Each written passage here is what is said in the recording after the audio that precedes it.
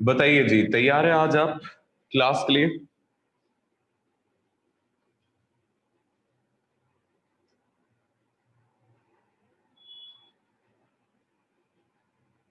हाँ जी, मैंने रिकॉर्डिंग पे रख दिया है। आप चिंता मत करिए।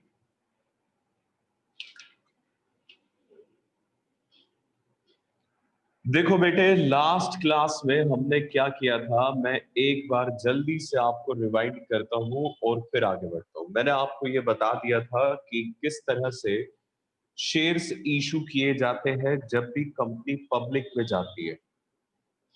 कुल मिला के सामने आई थी जी हमारे 4 स्टेप्स जब भी पब्लिक में शेयर्स इशू किए जाते हैं।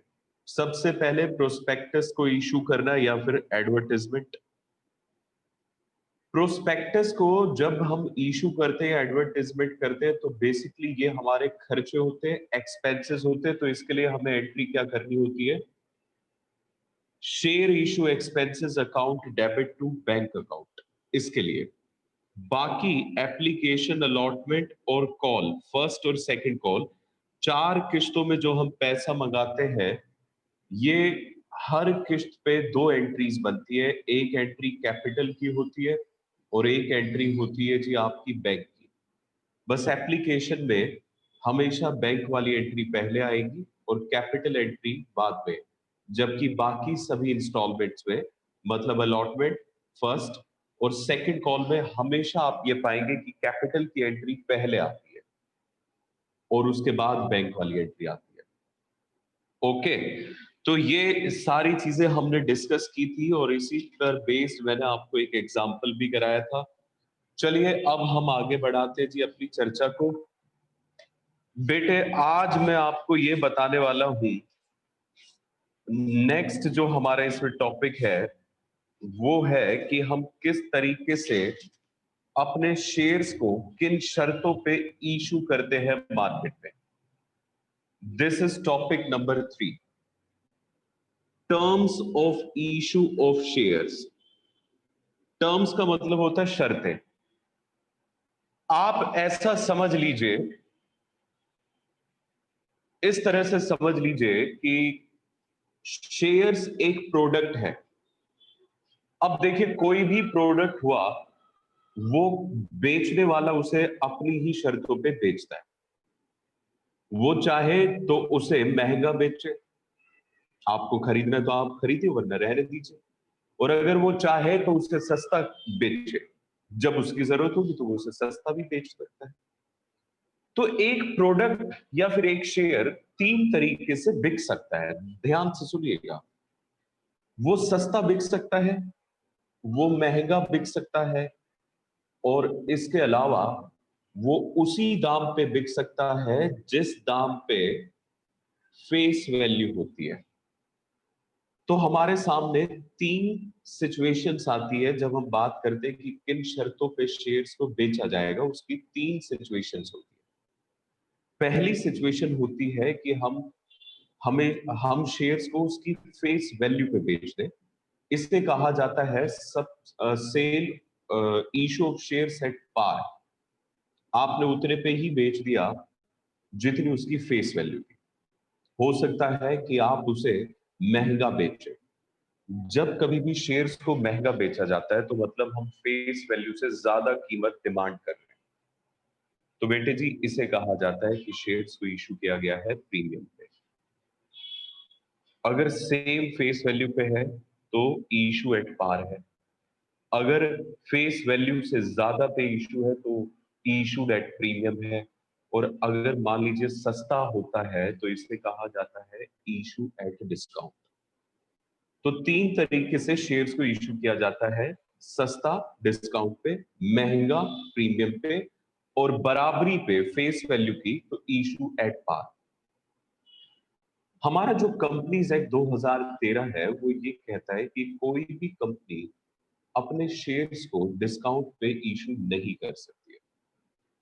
2013 से पहले डिस्काउंट पे शेयर्स इशू हुआ करते थे, लेकिन 2013 में कंपनी ने इसे खत्म कर दिया कि वो कंपनीज को ये बिल्कुल अलाउ नहीं करते कि वो डिस्काउंट पे अपने शेयर्स इशू कर सके। ऐसा क्यों है?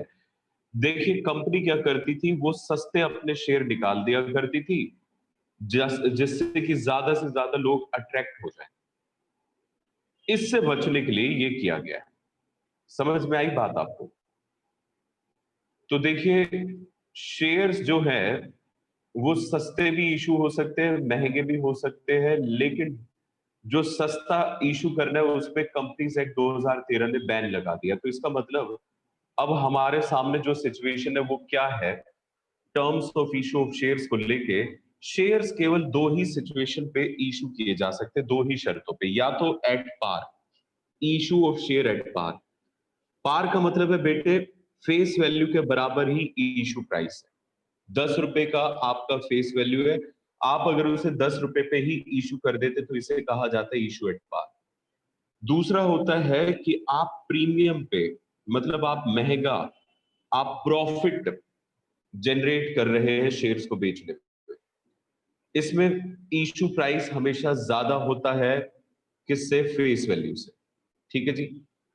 अब सवाल ये होता है कि सर क्या कोई फिक्स लिमिट है प्रीमियम की कि कितना प्रीमियम हो सकता है? तो इसका जवाब है जी, प्रीमियम को लेके कोई भी फिक्स लिमिट नहीं है, प्रीमियम कितना भी हो सकता है। ठीक है। It depends upon goodwill of the company. अगर कंपनी की गुडविल अच्छी है तो वो अपने शेयर्स को सस्ता क्यों बेचेगी, वो महंगा ही बेचेगी। तो हमारा ये टॉपिक है कि किन शर्तों पे शेयर्स को इशू किया जा सकता है, तो पार पे और प्रीमियम। बेटे कल जो मैंने आपको एग्जांपल कराया था ये वाला, यहां पे मैंने आपको बताया कि शेयर्स की फेस वैल्यू है 10 रुपए, और ये 10 रुपए पे ही इशू कर दिया। देखिए हमने 4 किस्तों में कितने रुपए मंगाए? 10। तो इसका मतलब ये 10 रुपए पे ही इशू हो गया। इसे कहा जाता है issue of share at par. देखिए मैंने यहां लिखा भी है कि ये एग्जांपल है issue of share at par का। आज हम सीखने वाले हैं कि अगर शेयर्स को प्रीमियम पे इशू किया जाए तो उसे कैसे इशू किया जाए। चलिए जी, अब हम प्रीमियम को बहुत अच्छे से समझेंगे। प्रीमियम का मतलब क्या है? जब कभी भी हम फेस वैल्यू से ज्यादा पर शेयर को इशू करते हैं तो हम क्या कहते हैं कि हमने शेयर्स को प्रीमियम पे इशू किया। बेटे अब जरा देखिएगा, सेक्शन 52 है कंपनीज एक्ट 2013 का, जो ये कहता है कि एक कंपनी अपने शेयर्स को प्रीमियम पे इशू कर सकती है। ठीक है जी। हालांकि डिस्काउंट पे इशू नहीं हो सकते, ऐसा लिखा है सेक्शन 53 में। मैंने अभी थोड़ी देर पहले आपको समझाया था कि कंपनी अपने शेयर को फेस वैल्यू से कम दाम में नहीं बेच सकती है। ये बात कहां लिखी हुई है? सेक्शन 53 में। ये जो मैं आपको सेक्शंस बता रहा हूं ये आपसे वाइवा में तो पूछे जा सकते हैं, लेकिन मेन एग्जाम में आपसे सेक्शन नहीं पूछा जाएगा। हालांकि ये वाला जो सेक्शन है 52, ये आपको याद रखना है क्योंकि सेक्शन 52 पे इसके अलावा एक बात और बताई गई है जो पता नहीं कितनी बार बोर्ड एग्जाम में पूछी गई। तो वो हमारे लिए जरूरी है याद रखना कि प्रीमियम का सेक्शन कौन सा है। प्रीमियम का सेक्शन है जी 52, ये बात याद रखनी है, ध्यान रखिएगा। तो सेक्शन 52 ये कहता है कि कंपनी शेयर्स को प्रीमियम पे इशू कर सकती है। अब साहब प्रीमियम पे जब आप शेयर्स को इशू करते हैं तो ये आपके लिए एक प्रॉफिट होता है, लेकिन ये किस किस्म का प्रॉफिट होता है? इसे कहा जाता है जी कैपिटल प्रॉफिट। ठीक है बेटे, दो तरह के प्रॉफिट होते हैं, अगर आपको याद हो एनपीओ के चैप्टर में भी ये बात हुई थी। जो प्रॉफिट होते हैं वो दो तरीके से हम अकाउंट्स में उन्हें डिवाइड करते हैं, एक रिवेन्यू प्रॉफिट और दूसरे कैपिटल प्रॉफिट। रिवेन्यू प्रॉफिट वो प्रॉफिट होते हैं जो हम अपने रूटीन बिजनेस एक्टिविटीज से कमाए, और कैपिटल प्रॉफिट वो प्रॉफिट होते हैं जो हम अपने रूटीन बिजनेस एक्टिविटीज से नहीं कमाते। अगर मैं अपना एग्जांपल लूं, मैं एक टीचर हूं तो मेरे लिए रूटीन एक्टिविटी है टीचिंग। अगर मैं टीचिंग से कोई भी इनकम कमा रहा हूं तो मैं इसे कहूंगा रिवेन्यू। जैसे कि सैलरी, ट्यूशन फीस, ये आती है तो ये मेरे लिए रिवेन्यू इनकम है, रिवेन्यू प्रॉफिट है। लेकिन अगर मान लीजिए कि मैं अपने मकान को किराए पे दे देता हूँ और फिर उससे किराया रिसीव करता हूँ, इनकम ये भी है, प्रॉफिट ये भी है, बट ये मेरे रूटीन एक्टिविटी का पार्ट नहीं है, वहां से नहीं आ रही है, तो इसे मैं कहूंगा कैपिटल प्रॉफिट। इसी तरह से कंपनी क्या करती है, शेयर्स को महंगा इशू करती है। तो बेटे, कंपनी का काम शेयर्स को खरीदना बेचना थोड़ी ना है। जैसे कि मारुति कंपनी है, इसका मेन काम है गाड़ियों को बनाना और बेचना। अगर ये शेयर्स को महंगा इशू करके प्रॉफिट कमाए, तो हमें ये किस किस्म का प्रॉफिट बोलना होगा? Capital profit. ठीक है जी। तो प्रीमियम जो होता है ये एक कैपिटल प्रॉफिट होता है, और ये प्रॉफिट हमेशा, क्योंकि ये प्रॉफिट है, तो जर्नल एंट्री में प्रॉफिट्स को हमेशा हमें क्या करना चाहिए? क्रेडिट करना चाहिए। तो इसे भी हम हमेशा क्या करेंगे जी? क्रेडिट ही करेंगे। आई होप कि आपको ये बात समझ में आ गई है। अब बात सुनिएगा, क्रेडिट तो हमें करना है जर्नल एंट्री में, लेकिन हमें अकाउंट का नाम क्या यूज करना है प्रीमियम के लिए? तो बेटे, अकाउंट का नाम होगा सिक्योरिटी प्रीमियम रिजर्व अकाउंट। बड़ा लंबा चौड़ा नाम है, इसके पीछे एक बहुत बड़ा इतिहास छिपा हुआ है कि क्यों इसे सिक्योरिटी प्रीमियम रिजर्व लिखा जा रहा है। ऐसा क्यों नहीं कर देते, इसे सिर्फ प्रीमियम लिख दे? या फिर अगर ये शेयर्स की इनकम है तो just right it share premium, security premium reserve क्यों? देखिए, ऐसा है, 2003 से पहले, 2003 से पहले इसे शेयर प्रीमियम लिखा जाता था, सिर्फ शेयर प्रीमियम, कि शेयर पे हमने प्रॉफिट कमा लिया, जो कि बिल्कुल सही था। लेकिन 2003 के बाद ये देखा गया कि कंपनियां अक्सर बहुत सारी सिक्योरिटीज इशू करती है पब्लिक में, जिसे वो प्रीमियम पे इशू करती है। सिक्योरिटी का मतलब, जैसे कि शेयर्स होते हैं, ऐसी और भी इंस्ट्रूमेंट होते हैं जो पब्लिक को बेच के पैसा कमाया जाता है। आपने बिजनेस स्टडीज में पढ़ा होगा, डिबेंचर्स होते हैं, इसके अलावा कुछ सर्टिफिकेट्स होते हैं, पब्लिक डिपॉजिट्स होते हैं, ये सारी चीजें होती है। ठीक है जी। इन सारे इंस्ट्रूमेंट्स को बेटे सिक्योरिटी कहा जाता है। अब होता क्या था कि बैलेंस शीट में ना अलग अलग प्रीमियम दिखाने लग जाया करते थे पहले। पहले जैसे जो प्रीमियम आया शेयर्स पे, उसे हम बोल देते थे शेयर प्रीमियम। जो प्रीमियम आया डिबेंचर पे, तो उसे हम कह देते थे डिबेंचर का प्रीमियम। इस तरीके से चलता था।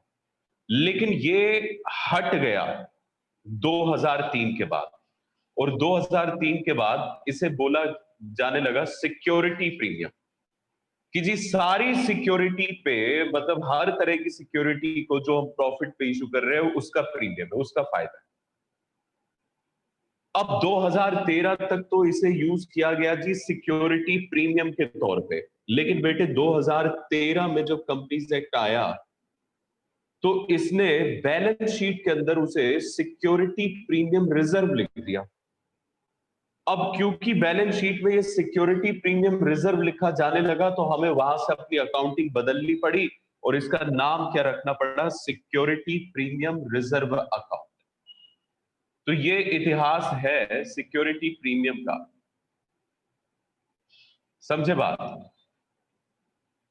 तो इस वजह से इसे सिक्योरिटी प्रीमियम रिजर्व कहा जाता है। अच्छा, और समझिएगा बेटे, प्रीमियम जो होता है वो किस किस्त पे माना जाए कि हमें रिसीव हो रहा है? देखिए, जैसे मान लीजिए कि 10 रुपए का शेयर है, और उसे 13 रुपए पे इशू किया जाता है, तो मतलब 3 रुपए का प्रीमियम हुआ। तो ये जो प्रीमियम है, ये हम किसी ना किसी इंस्टॉलमेंट पे तो मंगवाएंगे ना, किस्तों में ही मंगवाएंगे।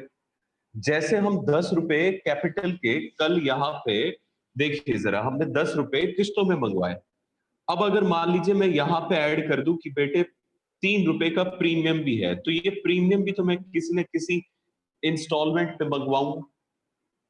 तो हमारा कंपनीज एक्ट कहता है कि ये प्रीमियम कंपनी जिस मर्जी चाहे उस इंस्टॉलमेंट पे मंगवा ले। लेकिन हाँ, अगर मान लीजिए कि हमें क्वेश्चन के अंदर ये ना बताया जाए कि किस इंस्टॉलमेंट पे प्रीमियम है, तो ऐसी सिचुएशन में बच्चे को ये मानना होगा कि प्रीमियम अलॉटमेंट पे है।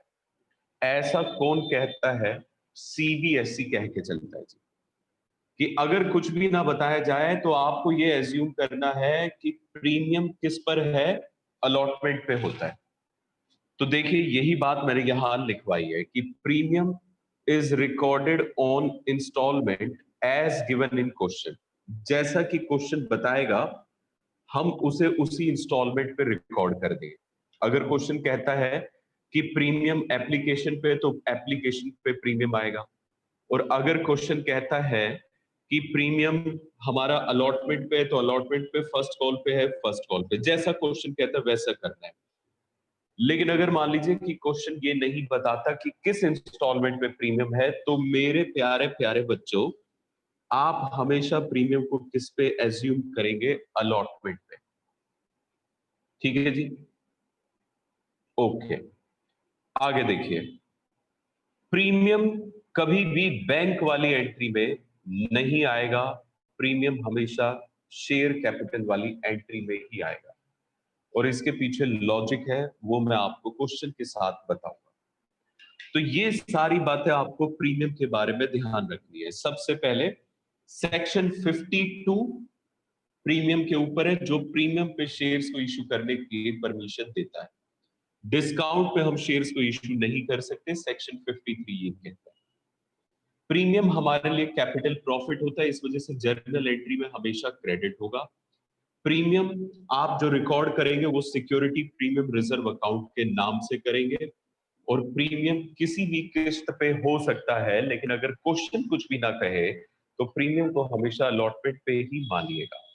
और इसके अलावा प्रीमियम कभी भी बैंक वाली एंट्री में मत दिखा दीजिएगा। आपको हमेशा वो किस पे दिखाना है, कैपिटल वाली एंट्री पे। चलिए इसी प्रीमियम पे बेस्ड एक एग्जांपल करते हैं, जिससे कि हमारी क्लियरिटी आए। देखो बेटे, इस एग्जांपल को हमने शेयर्स इशू किए 1 लाख, फेस वैल्यू है 10 रुपए, और ये 3 रुपए के प्रीमियम पे शेयर्स इशू किए जा रहे हैं।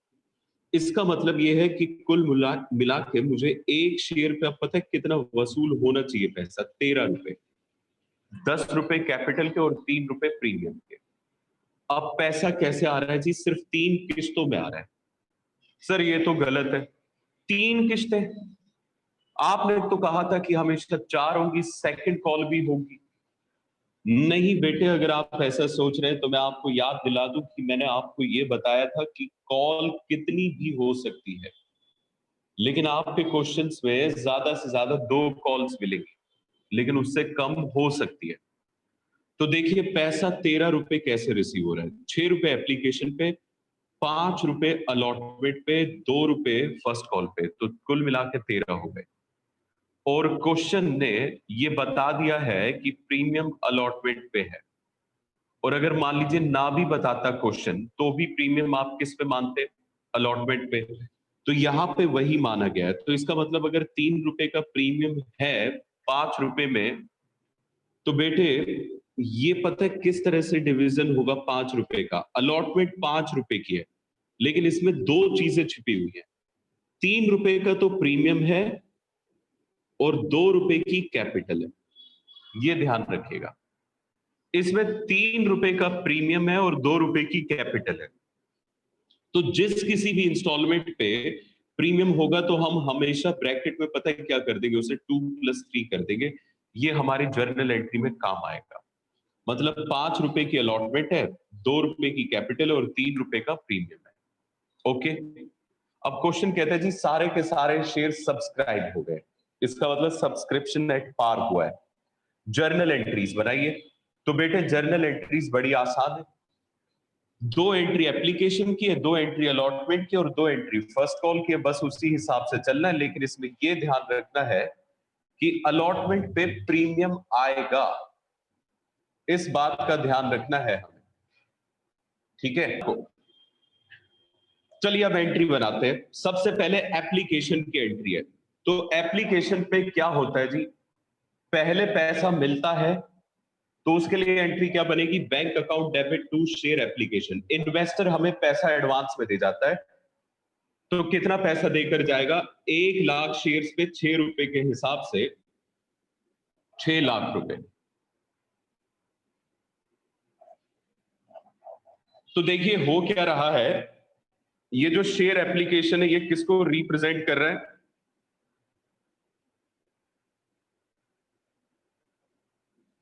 ये रिप्रेजेंट कर रहा है जी किसको?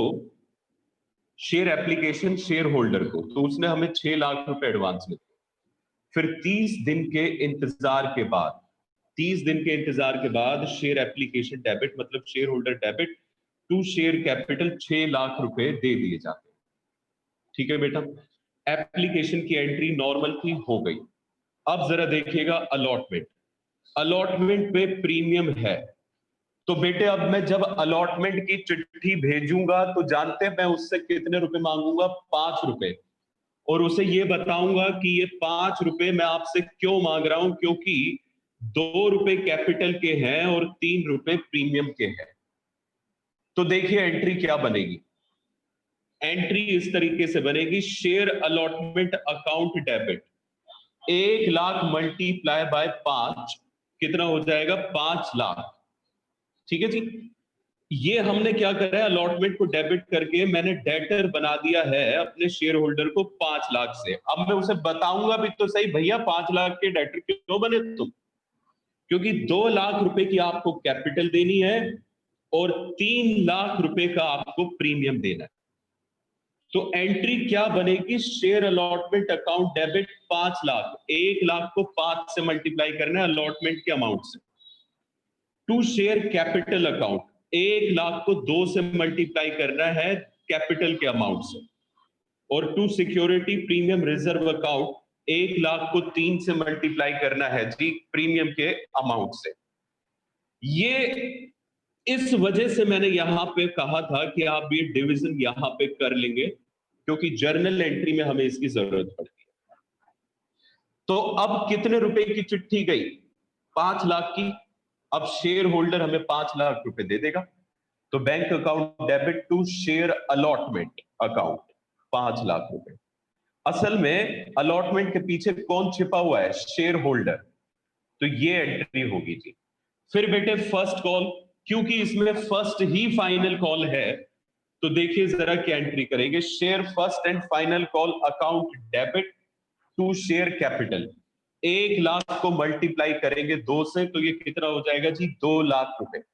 2 लाख रुपए की हमने चिट्ठी भेज दी, हमने डेटर बना दिया शेयर होल्डर को फर्स्ट एंड फाइनल कॉल को डेबिट करते ही। और क्यों डेबिट कर रहे हैं? क्योंकि शेयर इशू कर रहे हैं, और शेयर इशू तब होता है जब शेयर कैपिटल क्रेडिट होता है। तो ये 2 लाख रुपए की चिट्ठी गई, उसके बाद हमें ये वाला पैसा मिल जाएगा, तो हम एंट्री करेंगे bank account debit to share first and final call.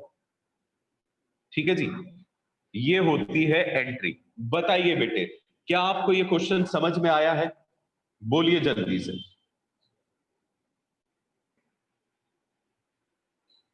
जल्दी से अपनी बुक ओपन कर लीजिए, इसमें हमें कुछ क्वेश्चंस है जो अभी करने हैं, उसके बाद हम फिर अगले टॉपिक पे बढ़ेंगे। लो बेटे जी, ये मैंने निकाल लिए हैं क्वेश्चन, जल्दी से ओपन करिएगा क्वेश्चन नंबर 6। और ये साथ साथ करेंगे, तो आप अपने नोटबुक और पेन रेडी कर लीजिए, क्योंकि ये वाला क्वेश्चन मेरे पास सॉल्यूशन नहीं है।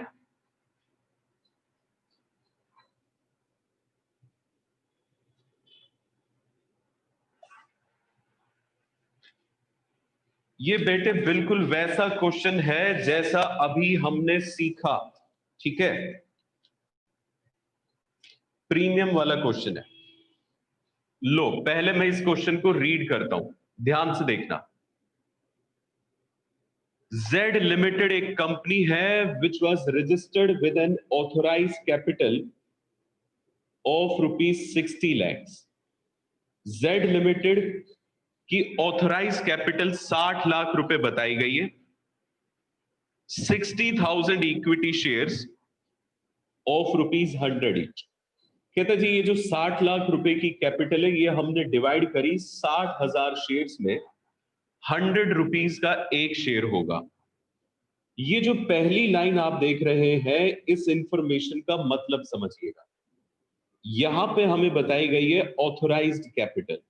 मेरे प्यारे प्यारे बच्चों, आपको याद होगा मैंने आपको टाइप्स ऑफ शेयर कैपिटल पढ़ाया था, जिसमें ऑथोराइज कैपिटल था। ऑथोराइज कैपिटल का मतलब होता है टोटल कैपिटल जितना एक कंपनी अपने पूरे जीवन काल में इशू कर सकती है, जितनी इसके पास ऑथोरिटी है at the time of registration जो उसे मिली। तो इसे ऑथोरिटी मिली कि ये 60 लाख रुपए के शेयर्स इशू कर सकती है। इसका मतलब इसका मतलब ये, इन्होंने फिर 60 लाख को 100 रुपीज के एक शेयर में डिवाइड करा। 100 रुपीज का मतलब है फेस वैल्यू है, और ये जो 60,000 आप देख रहे हैं, ये क्या है जी? शेयर्स। एक और बात जरा ध्यान से समझिएगा, यहां पे लिखा हुआ है 60,000 इक्विटी शेयर्स। बेटे अगर क्वेश्चन स्पेसिफिकली लिख दे इक्विटी शेयर, तो मैं हर जगह पे जहां जहां पे शेयर वर्ड आएगा ना, वहां वहां पे इक्विटी भी साथ साथ लगाऊंगा। मतलब मैं शेयर एप्लीकेशन की जगह इक्विटी शेयर एप्लीकेशन लिखूंगा, शेयर अलॉटमेंट की जगह इक्विटी शेयर अलॉटमेंट लिखूंगा। इस तरीके से चलेगा जी। ठीक है, तो देखिए टोटल 60,000 शेयर इशू कर सकते हैं ये पूरी लाइफ टाइम के अंदर।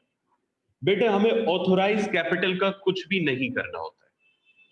ये तो एक इंफॉर्मेशन है कि इसके पास ऑथोरिटी है कि ये 60,000 शेयर इशू कर सकता है। हमारा लेना देना है जी इसने इशू कितने किए। तो अगली लाइन में ये बताया गया कि कंपनी ने इशू किए 25,000 shares at A premium of ₹20 पर शेयर। 20 रुपए का प्रीमियम है, पेबल इस तरीके से 30 एप्लीकेशन पे, 45 अलॉटमेंट पे, इंक्लूडिंग प्रीमियम। कहता है जी इस 45 में प्रीमियम भी इंक्लूडेड है।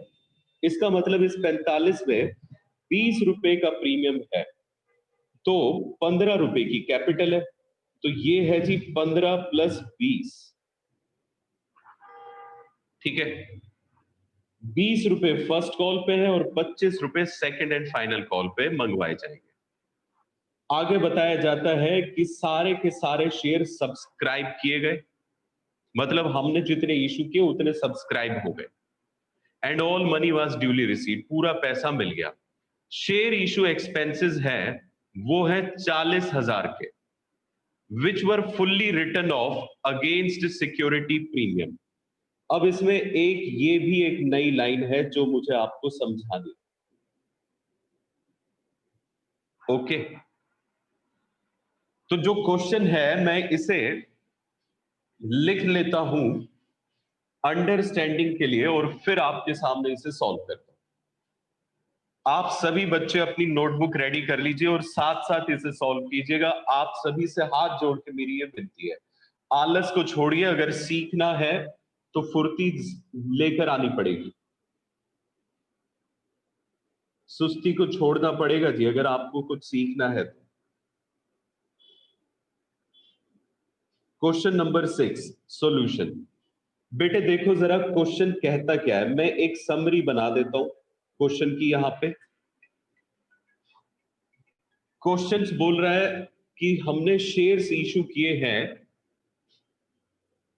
इशू कितने किए, हमारा मतलब है जी उससे 25,000। शेयर की फेस वैल्यू हमें इस क्वेश्चन में 100 रुपीज बताई गई है।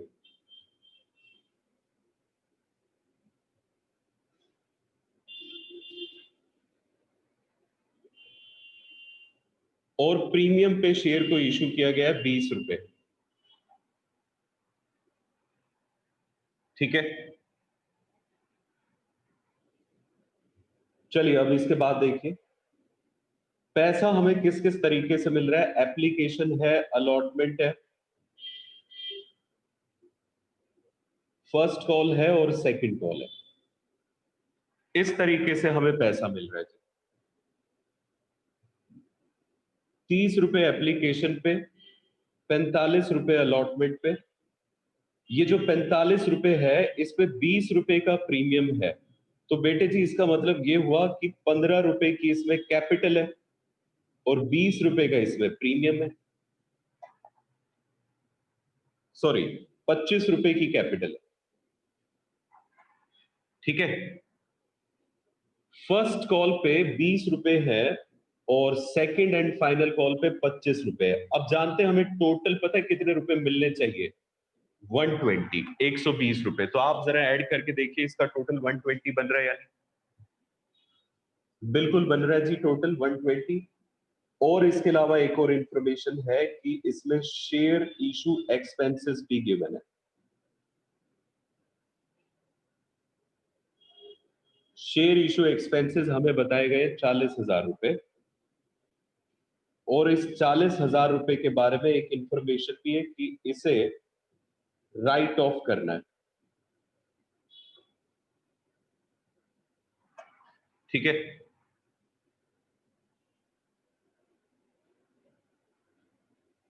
पास करनी है जी journal entries.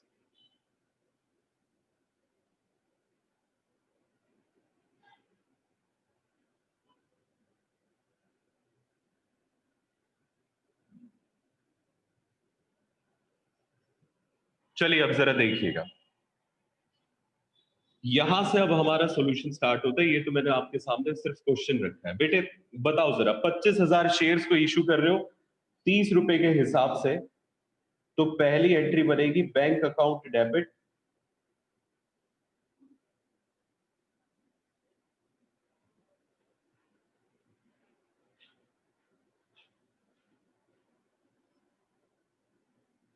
To share application account. Share holder हमें एडवांस में पैसा देंगे जी। कितना देंगे? जितने के लिए अप्लाई किया, 25,000 के लिए अप्लाई करा 30 रुपए के हिसाब से, तो ये हमें 7,50,000 रुपए देंगे।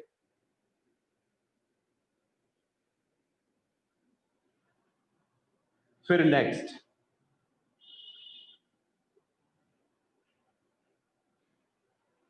Share application account debit, 7,50,000। To share capital account. अब बेटे हमने क्या करा, इन शेयर होल्डर को इसके बदले में शेयर्स इशू कर दिए, जितने रुपए आए थे उतने के ही शेयर्स इशू कर दिए, 7,50,000 के। ओके, हाँ जी बेटे, तो देखिए हमने शेयर्स इशू कर दिए। अब आ जाइए, एप्लीकेशन की दो एंट्रीज हो चुके हैं अलॉटमेंट पे। बेटे अलॉटमेंट का प्रोसेस क्या था? सबसे पहले तो हम अलॉटमेंट पे चिट्ठी डालते हैं, तो उसके लिए हम एंट्री क्या करेंगे, शेयर अलॉटमेंट अकाउंट डेबिट। और चिट्ठी जो हम डाल रहे हैं उसमें दो चीजें मंगवाएंगे, एक तो शेयर कैपिटल का पैसा, और दूसरा हम क्या मंगवाने वाले जी, प्रीमियम। और प्रीमियम को हम क्या लिखेंगे, सिक्योरिटी प्रीमियम रिजर्व अकाउंट। ठीक है, security premium reserve account. Allotment पे हमने कितने रुपए मंगवाने? 25,000 इंटू में 45। ध्यान से बेटे, 25,000 शेयर पे 45 रुपए, यानी कि 11,25,000 रुपए। और कैपिटल में कितना आएगा? 25,000 इंटू में 25 रुपए कैपिटल के, तो ये हो जाएगा 6,25,000, 6,25,000। और प्रीमियम में आएगा कितना? 25,000 इंटू में 20, यानी कि 5,00,000 रुपए।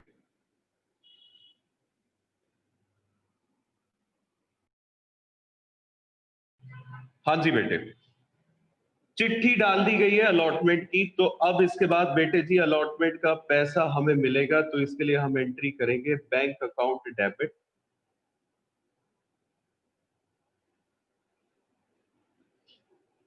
To share allotment account.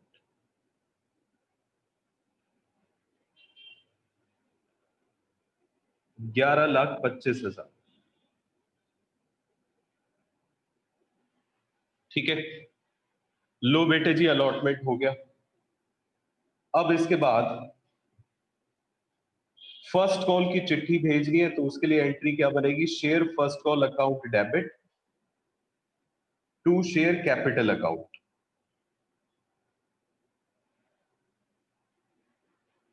ये हमारे फर्स्ट कॉल की चिट्ठी गई जी। 25,000 इंटू में 20 करेंगे तो यानी कि 5 लाख रुपए हमें मंगवाने। हमने फर्स्ट कॉल पे 5 लाख रुपए मंगवाए और शेयर होल्डर बेचारे इतने सीधे साधे थे कि आके चुपचाप उन्होंने हमें ये पैसा दे दिया। तो एंट्री क्या बनेगी? बैंक अकाउंट डेबिट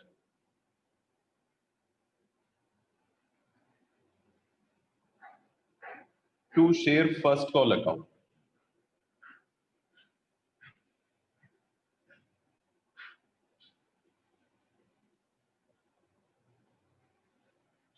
₹5 लाख, ठीक है, ये एंट्री बनेगी जी।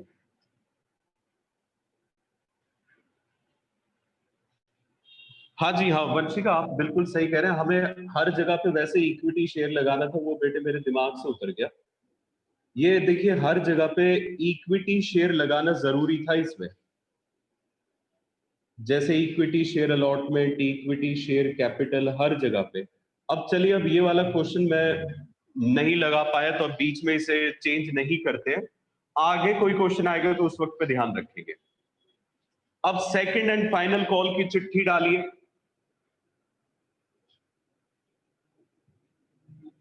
तो इसके लिए हम एंट्री करेंगे share second and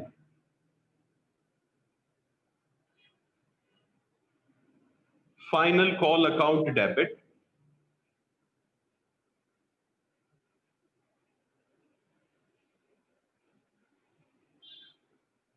to share capital account. हाँ जी बेटे, अब कितने रुपए की चिट्ठी जाएगी सेकंड एंड फाइनल कॉल की बताइए? 25,000 इंटू में 25, 6,25,000 रुपए। तो लिख दीजिए 6,25,000 रुपए। इसके बाद ये पैसा हमें मिल जाएगा, तो इसके लिए एंट्री करेंगे बैंक अकाउंट डेबिट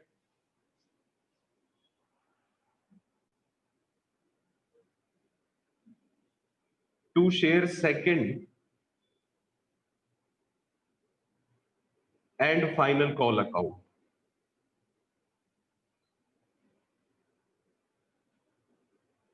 ₹6,25,000,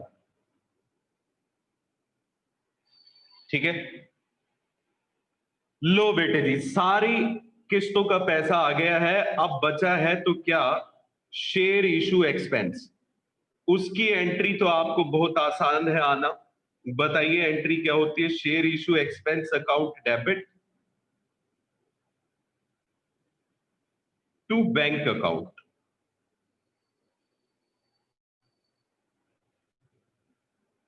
₹40,000। अब बेटे एक लाइन इसमें नई है जो आपको समझनी है इस क्वेश्चन में, वो है ये वाली लाइन। ये जो 40,000 के शेयर इशू एक्सपेंसेस है, इन्हें हमें राइट ऑफ करना है अगेंस्ट सिक्योरिटी प्रीमियम। बेटे राइट ऑफ करने का मतलब होता है खत्म करना किसी भी अकाउंट को। आप एक बात बताइए, शेयर इशू एक्सपेंसेस हमने क्या किया इसमें? डेबिट। अगर मुझे इसे राइट ऑफ करना है, खत्म करना है, तो बताइए मुझे शेयर इशू एक्सपेंस को क्या करना पड़ेगा? क्रेडिट।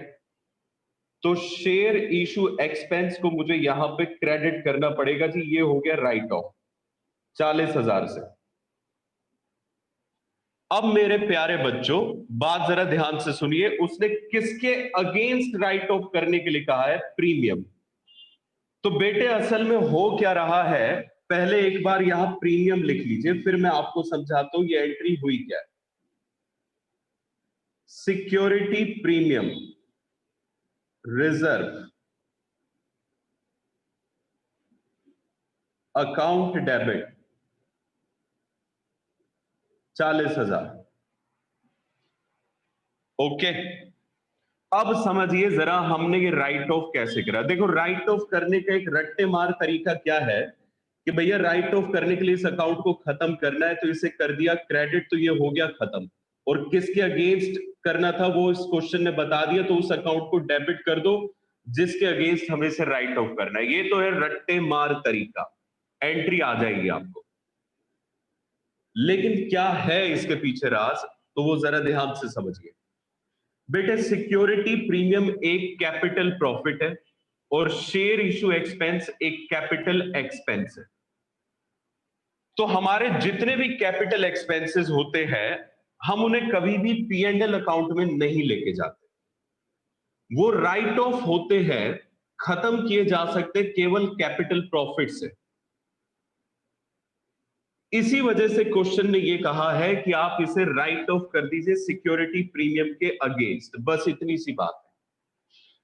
आई होप कि आपको ये समझ में आया होगा क्वेश्चन। आप में से किसी भी बच्चे की डाउट है तो वो मुझसे पूछ सकता है। हाँ जी बेटे बताइए जरा, किसी की डाउट है?